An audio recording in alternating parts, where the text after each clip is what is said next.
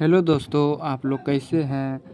जैसा कि आपने कल के वीडियो में हमने देखा था कि कनिंघम कौन थे, उसके कुछ विशेषता या कार्य का वर्णन कीजिए। ये 3 नंबर के क्वेश्चन पूछता है। आज हम देखेंगे जॉन मार्शल के बारे में कुछ पढ़ेंगे, उसके कुछ चर्चा उसके बारे में करेंगे। तो अगर आप इस चैनल पे नए हैं तो सबसे पहले चैनल को सब्सक्राइब कीजिए और अधिक से अधिक लोगों में शेयर करने का प्रयास कीजिए। इन्हीं उम्मीदों के साथ हम आगे बढ़ते हैं और देखते हैं कि जॉन मार्शल कौन थे।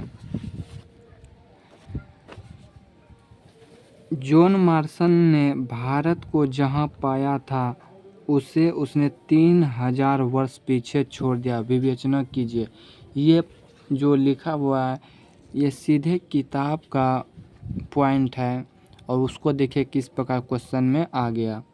तो इसको हम कैसे आंसर करते हैं, इसका कैसे आंसर करेंगे इसे आप देखिए। एस.एन. राव, क्या है, SN. Rao the story of Indian archaeology में लिखते हैं कि जॉन मार्शल ने भारत को जहां पाया था उसे उसने 3000 वर्ष पीछे छोड़ा। इसका मतलब इस प्रकार से है, जैसे कि माधव स्वरूप वत्स, दयाराम सहरी, रखाल दास बनर्जी आदि के खोजों के आधार पर 1924 ईस्वी में भारतीय पुरातात्विक सर्वेक्षण के डायरेक्टर जनरल जॉन मार्शल ने पूरे विश्व के समक्ष सिंधु घाटी में एक नवीन सभ्यता की खोज की घोषणा की। कहते इस सभ्यता की खोज ने भारतीय सभ्यता की शुरुआत को और 3000 वर्ष पीछे अर्थात आज से 5000 वर्ष पहले कर दिया। 1924 में क्या है, 1924 के पहले तक पूरे विश्व के इतिहासकारों का यह मानना था कि भारतीय पुरातात्विद की शुरुआत गंगा घाटी में 6ठी शताब्दी ईस्वी पूर्व में पनपे शहरों के साथ हुआ था, जो सिंधु सभ्यता के खोजों के साथ गलत साबित हुआ। पॉइंट नंबर 4 में देखते हैं, सिंधु सभ्यता की खोज ने यह भी सिद्ध कर दिया कि यह सभ्यता मेसोपोटामिया और मिस्र की सभ्यता के समकालीन थे। क्या है, समकालीन सभ्यता थी।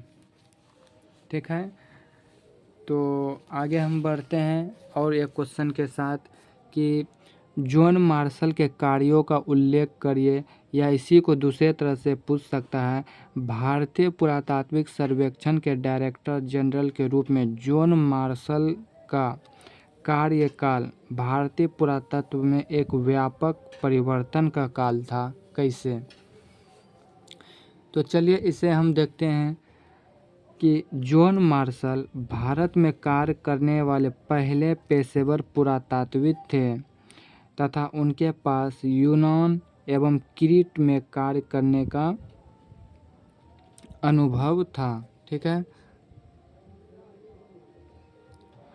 उन्होंने कनिंघम की कनिंघम की तरह आकर यहाँ उन्होंने नहीं होगा, उन्हें कनिंघम की तरह आकर्षक खोजों में दिलचस्पी थी। साथ ही वे दैनिक जीवन की पद्धतियों को जानने के लिए भी उत्सुक रहते थे। उन्हीं के निर्देशन में हड़प्पा सभ्यता की खुदाई हुई और उन्होंने ही 1924 ईस्वी में पूरे विश्व के सामने एक नई सभ्यता को प्रकाश में लाए थे।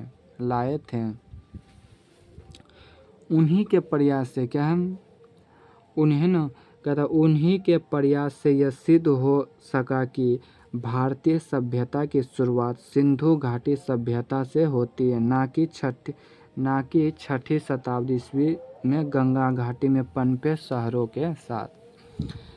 पॉइंट नंबर 5 में देखिए, उन्होंने यह भी प्रमाणित किया कि सिंधु सभ्यता का संबंध मेसोपोटामिया और मिस्र के सभ्यता से है। तो आगे हम बढ़ते हैं।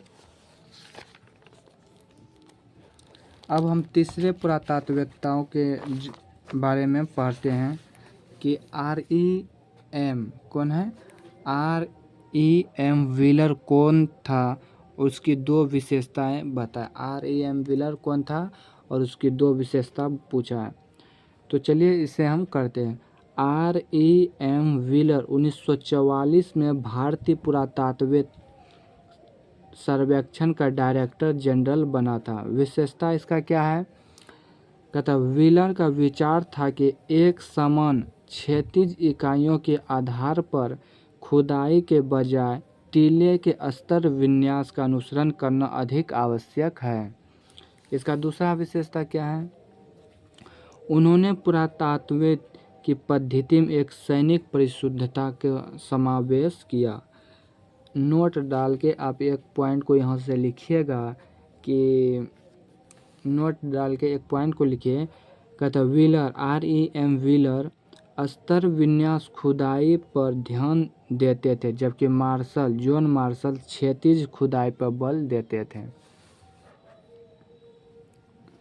तो आज के लिए बस इतना ही, आगे हम कल के वीडियो में देखेंगे। उम्मीद है कि आप लोग अच्छे से पढ़ाई कर रहेंगे और आपका सपना होगा जो 95 प्लस करने का हिस्ट्री में, वो ज़रूर होगा यदि आप इस नोट्स को पढ़िएगा।